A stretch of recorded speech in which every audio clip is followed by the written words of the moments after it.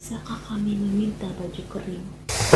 Assalamualaikum warahmatullahi wabarakatuh. Welcome back to my channel. Payang. Halo nih, jumpa lagi dengan Cece Max. Terima kasih udah klik video ini. Jangan lupa untuk like dan subscribe-nya ya. Nah, pada video kali ini Cece akan menceritakan penampakan yang terjadi setelah tsunami di Jepang Utara. Nah, sebelum itu Cece akan menceritakan sedikit tentang tsunami ini ya udah. Pada tanggal 11 Maret 2011, tsunami dahsyat melanda di wilayah Tohoku, timur laut Jepang yang menyebabkan hampir 20.000 nyawa melayang. Sebelum tsunami terjadilah gempa dahsyat yang berkekuatan 9,0 magnitudo. Peringatan disiarkan melalui radio darurat, tetapi ya udah mereka itu nggak nyangka bahwa tsunami itu akan sedahsyat itu. Dan diberitakan juga bahwa tinggi tsunami ini mencapai 40 meter dan korban tewas sekitar 15.854 orang dan yang tidak ditemukan sekitar 2.533 orang. Nah, sekarang kita masuk ke beberapa penampakan yang terjadi setelah tsunami ini ya udah. Jadi, ada seorang pria yang pergi ke penampungan korban yang selamat untuk mencari apakah ibunya ada di sana. Nah, setelah sampainya di sana ya dah, dia disuruh menunggu dulu oleh salah seorang pekerja di penampungan itu. Selagi menunggu, kemudian dia melihat seorang wanita tua sedang duduk dan menatap ke arah luar jendela. Dan setelah dia perhatikan, baju yang dipakai oleh wanita itu mirip dengan baju ibunya. Kemudian dia mulai mendekat kepada wanita itu. Setelah diperhatikan wajahnya, ternyata itu benar adalah ibunya. Kemudian ya dah, pria ini mengambil kamera untuk memotret wanita ini.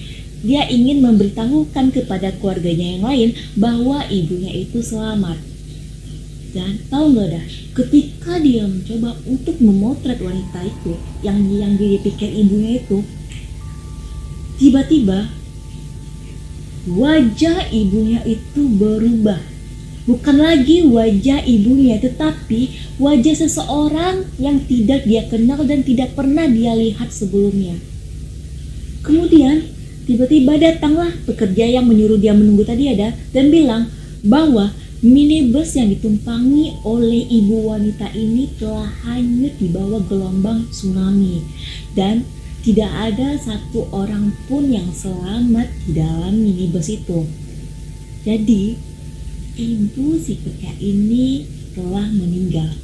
Jadi ada wanita yang duduk itu siapa? Apakah itu manusia atau emang arwah ibunya? Sekarang kita masuk ke penampakan kedua ya dah.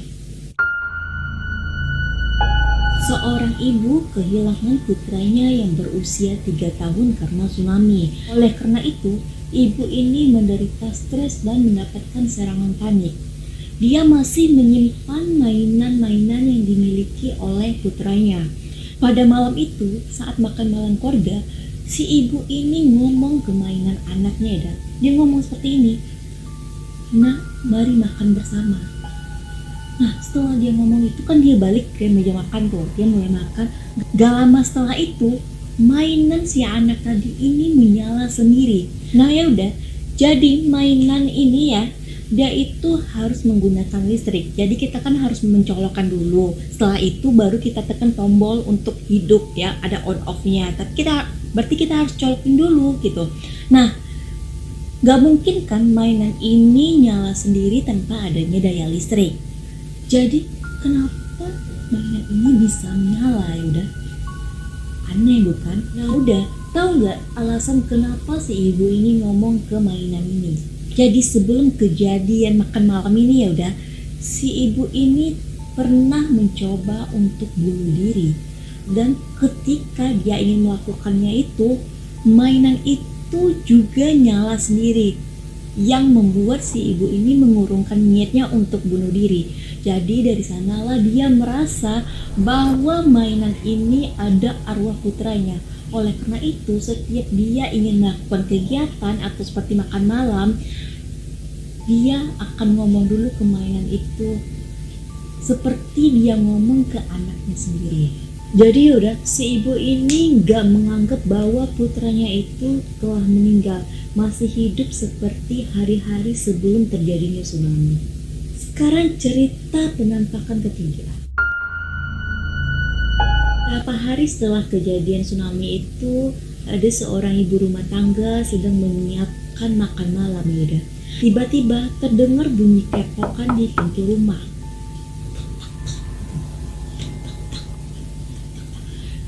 Nah, ibu ini pergi membukakan pintu tersebut dan ketika dibuka, ia melihat seorang wanita dengan pakaian yang basah kuyup.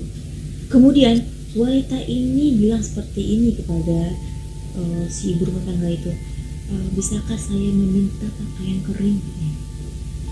Si ibu ini karena ibu rumah tangga ini kasihan melihat pada malam hari seorang wanita basah kuyup, pasti dingin kan ya udah. Jadi dia kasihan, akhirnya dia pergi ke dalam untuk mengambil pakaian kering. Nah, waktu dia ngambil itu dia baru kepikiran udah, kaget juga dia. Nah, padahal di luar cuaca sangat cerah. Kenapa seorang wanita ini pakaiannya basah kuyup seperti seorang yang habis kehujanan atau habis berenang gitu? Rambutnya basah, bajunya basah semua, pokoknya basah kuyup gitu udah. Kepikiran dong ya.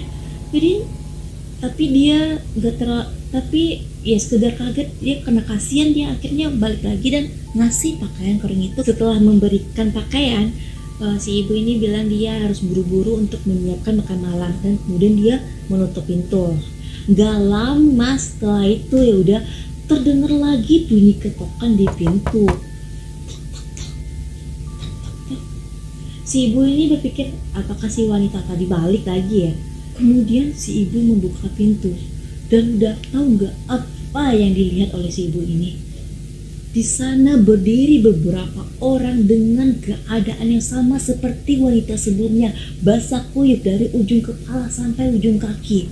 Dan kemudian orang-orang tersebut bilang seperti ini kepada ibu, bisakah kami meminta baju kering? Si ibu kaget kemudian menutup pintu lari ke dalam rumah. Dan dia bilang dalam hati, saya nggak akan buka pintu lagi jika ada yang datang. Pada suatu malam ada seorang wanita yang lagi mengendarai mobil. Nah dia ini sendirian loh udah. Jadi ketika di tengah perjalanan ada sekelompok pemuda yang menghentikan mobilnya. Nah, si wanita ini akhirnya berhenti. Kemudian dia melihat ke arah para pemuda itu. Dan udah dia melihat pemuda ini berwajah sangat pucat udah. Tidak seperti kita ini kan masih ada rona-ronanya. Ini pucat. Kemudian wanita ini bertanya kepada pemuda itu, kelompok pemuda itu, ada apa gitu. Nah, salah seorang dari mereka pun menjawab, saya ingin pulang, tapi sepertinya saya tersesat. Nah, wanita ini gak ingin membukakan pintu, dia gak ingin memberikan tumpangan kepada para pemuda ini. Dan ternyata ya udah, si wanita ini memiliki indera keenam.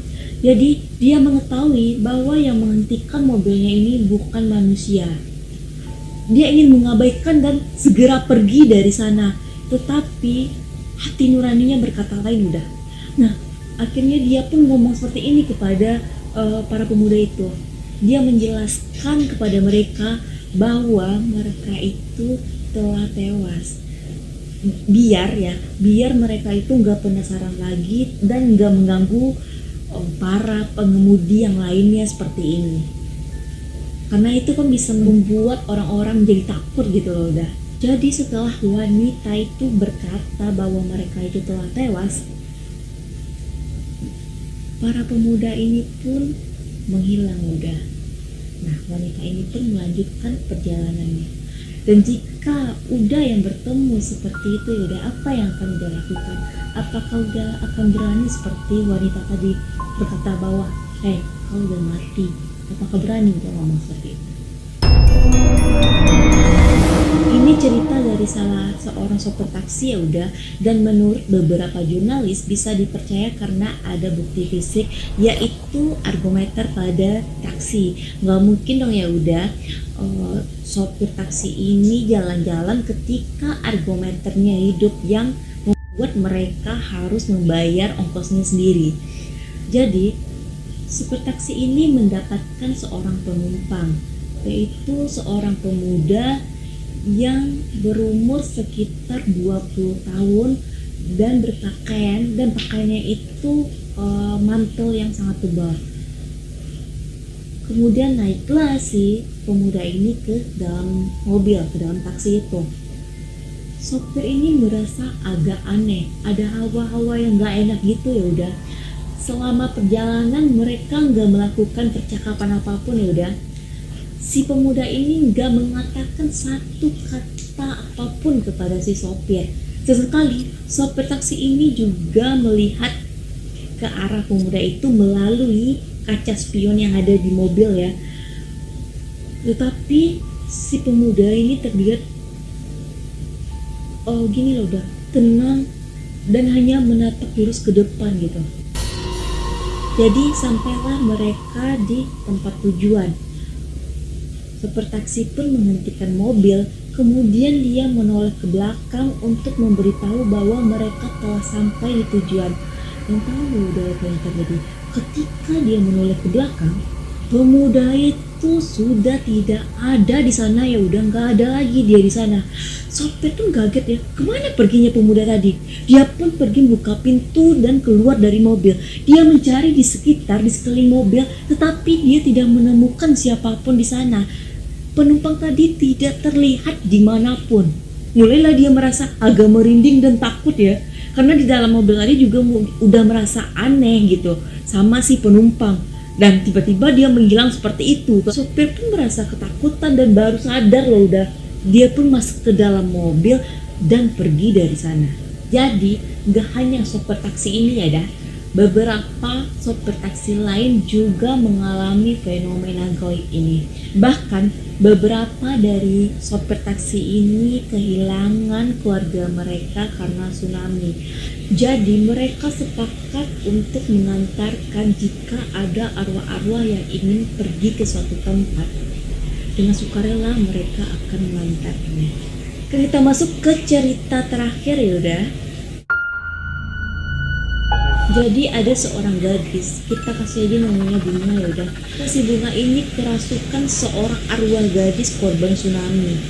Bunga bercerita bahwa gadis ini ingin meminta maaf kepada ibunya karena pada saat tsunami dia berlari bersama adiknya yang masih kecil.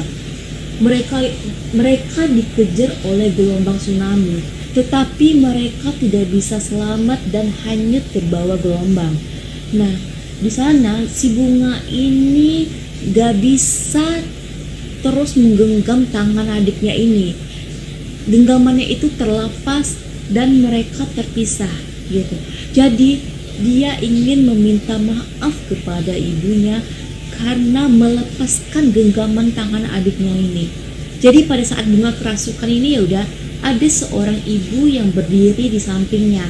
Nah, si ibu ini akhirnya berpura-pura menjadi ibu dari gadis yang merasuki tubuh Bunga ini. Jadi pada saat itu si ibu ini pun menggenggam tangan Bunga dan memeluk tubuh Bunga. Dia bilang seperti ini, ibu telah memaafkan kamu. Nah, gak lama setelah itu, akhirnya arwah gadis yang merasuki tubuhnya si Bunga ini keluar dan Bunga pun tersadar. Jadi sepertinya arwah gadis ini ingin menyelesaikan dan ingin meminta maaf agar dia bisa tenang di alam sana ya udah. Nah ya udah, itu adalah beberapa cerita penampakan arwah-arwah korban tsunami. Sebenarnya ada banyak ya udah, tetapi hanya beberapa kisah ini yang masuk ke program TV. Terlepas benar atau tidaknya cerita ini itu tergantung udah Uni bagaimana menanggapinya ya. Nah, sekian dulu ya video Yece kali ini. Stay tune ya udah unik. Payang, payang, payang. Terima kasih.